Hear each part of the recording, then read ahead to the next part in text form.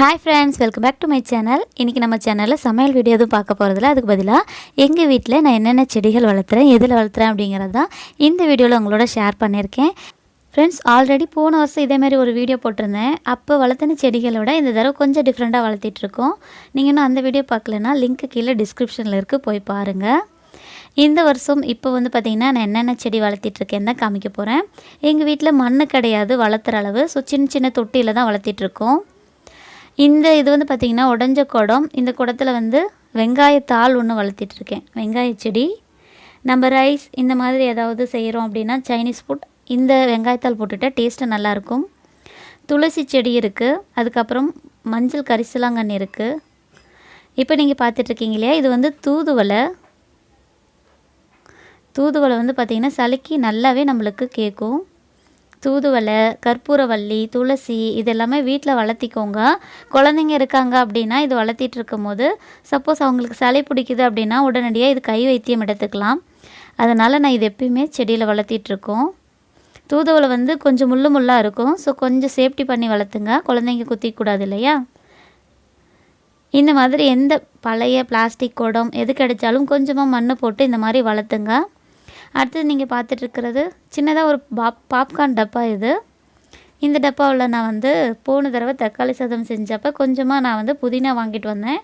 So அதோட இலைகள்லாம் எடுத்துட்டு அந்த இது மட்டும் நட்டு வச்சிருக்கேன். இப்போ அதில இருந்து பாருங்க துளுத்திட்டு வருது. இது கொஞ்ச நாள்ல இன்னும் நல்லா படர்ந்து வர ஆரம்பிச்சிரும்.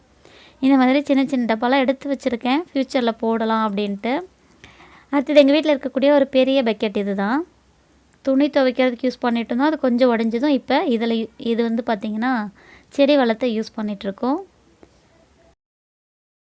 தினமும் சமைக்கும்போது அதில் வர சின்ன சின்ன வெங்காயம் அது இல்லாம தாவர கழிவுகள் எல்லாமே நான் வந்து இந்த தொட்டியில போட்டு வச்சிருவேன்.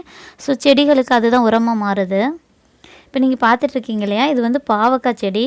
இது வந்து விதை நானா போடல, அதுவா வந்தது. இப்போ நம்ம வேஸ்டேஜ்ல அதில போடுறோம் இல்லையா, அந்த வேஸ்டேஜ்ல இருந்து வந்தது.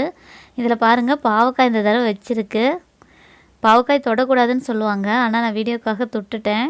அது வளருதா இல்லையான்னு தான் எனக்கு தெரியல. பாருங்க அதுக்காக நாங்க வந்து 4 வந்து சின்ன சின்னதா கட்ட மாதிரி செட் பண்ணி அதுக்கு பந்தல் அமைச்சு அதுக்கு கயிறு கட்டி விட்டுருக்கோம். கொடி ஏறதுக்கு, வீட்டு மேல கொடி ஏறதுக்கு. சோ இந்த மாதிரி கட்டி விட்டுருக்கோம். அதனால கொடி ஏறிட்டு இருக்கு. இப்போ வந்து பாத்தீங்கன்னா 4 காய் வச்சிருக்கு. ஒன்னு வந்து ரொம்ப பெருசு. 2 சின்னது மீடியம் சைஸ்ல இருக்கு. ஒன்னு வந்து இப்போதான் பிஞ்சு விட்டுருக்கு. பாருங்க இந்த பாவக்காய் செடிக்கு இந்த தொட்டியே போதுமானது. எப்படி அழகா தூங்கிட்டு இருக்கு பாருங்க. எனக்கு ரொம்ப ரொம்ப பிடிச்சிருக்கு. எங்க வீட்ல செடி வளர்த்துறதுக்கே எனக்கு ரொம்ப பிடிக்கும். இடம் இல்லாததனால இந்த மாதிரி வளர்த்திட்டு இருக்கோம். சோ நிறைய பேர் போன தடவை எனக்கு கமெண்ட் பண்ணிருந்தீங்க. சிஸ் இதை விட பெரிய கார்டன் எங்க வீட்ல இருக்கு. அதெல்லாம் விட இதுதான் ஒரு வீடியோ மாதிரி போட்டிருக்கீங்க அப்படிங்கிற மாதிரி ஒரு சிலர் சொன்னாங்க. எங்க வீட்ல எனக்குன்னு இருக்கிற இடத்துல எனக்குன்னு செடி வளர்த்துறது ரொம்ப பிடிச்சிருக்கு. அதை உங்களோட ஷேர் பண்ணிக்கிறேன். சந்தோஷமா இருக்கிற நிறைய பேர் என்ன வந்து எனக்கும் சந்தோஷமா இருக்கு, பார்க்கிறதுக்கு அழகா இருக்கு அப்படின்னு சொல்றீங்க இல்லையா, எனக்கு அந்த ஒரு வார்த்தை போதும். இது வந்து பாத்தீங்கன்னா கீரை, தண்டு கீரை இந்த வகையில சேரும். நம்ம போண்டா இல்ல ஏதாவது தோசை சுடுறோம் அப்படினா இதில இருந்து அப்பப்ப கொஞ்சம் நாங்க பிச்சு போட்டு செஞ்சுக்குவோம். அடுத்து இது வந்து ஒரு மண் தொட்டி. இதில வந்து நாங்க கற்பூரவள்ளி வளர்த்துறதுக்குனே இந்த தொட்டி வச்சிருக்கோம். குழந்தைகளுக்கு பெரியவங்களுக்கும் சரி சளி பிடிக்கும் அப்படினாவே கற்பூரவள்ளி, துளசி அதுக்கு அப்புறம் தூதுவளை இதெல்லாம் சேர்த்து நாங்க வந்து ஆவி பிடிச்சுக்குவோம். இல்லனா கொஞ்சம் கசாயம் காய்ச்சி குடிச்சுக்குவோம். அதுக்காக வளர்த்திட்டு இருக்கோம். இதில ஒரு 2, 3 மாஞ்செடியும் வளர்ந்துட்டு இருக்கு. மாம்பழம் சாப்பிட்டுட்டு அத கொட்டை போட்டு வச்சிருந்தோம். சோ அதில இருந்து செடி வளர்ந்திருக்கு. இந்த மாதிரி தாவர கழிவுகள் எல்லாமே இந்த செடிக்கு யூஸ்ஃபுல்லா இருக்கும்.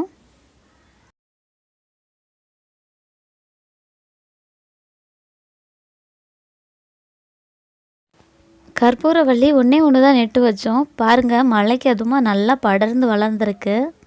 அந்த சைடு தக்காளி செடி இதெல்லாமே இருக்கு.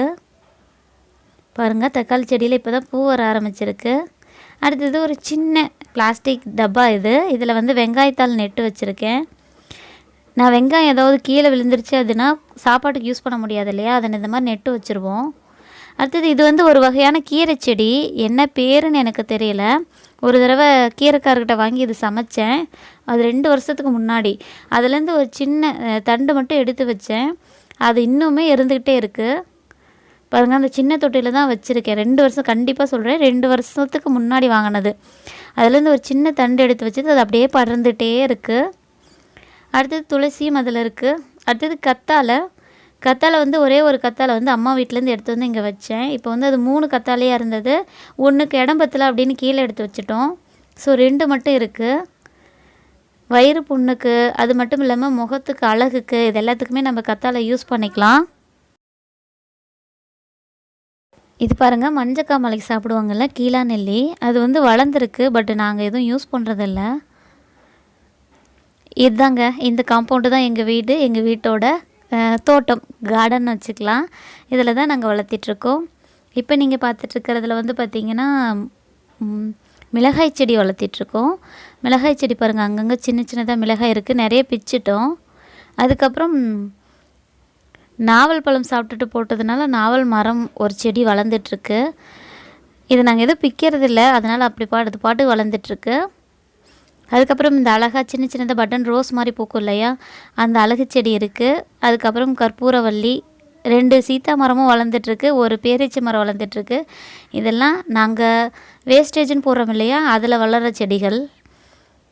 ஸோ இந்த மாதிரி நிறைய சின்ன சின்ன தொட்டியில் அங்கங்கே வளர்த்திட்ருக்கோம். இதுதான் எங்கள் வீட்டு சின்ன கார்டன். எனக்கு ரொம்ப சந்தோஷம் கொடுக்கும். உங்களோட ஷேர் பண்ணிக்கணும்னு நினச்சேன், அதனால் ஷேர் பண்ணிக்கிட்டேன். இன்றைக்கி இந்த பாவக்காயை நாங்கள் அறுக்க போகிறோம். அறுத்து எங்கள் சித்தி வீட்டுக்கு கொடுக்க போகிறோம். ஏன்னா புரட்டாசி மாதத்தில் நாங்கள் பாவக்காய் செய்ய மாட்டோம்.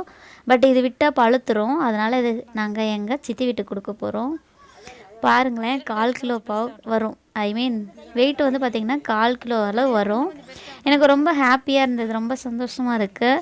நம்ம வீட்டு செடியில் நம்ம முன்னாடி ஒரு ஃப்ரெஷ்ஷான ஒரு காய் பார்க்குறது எவ்வளோ சந்தோஷம் தெரியுங்களா?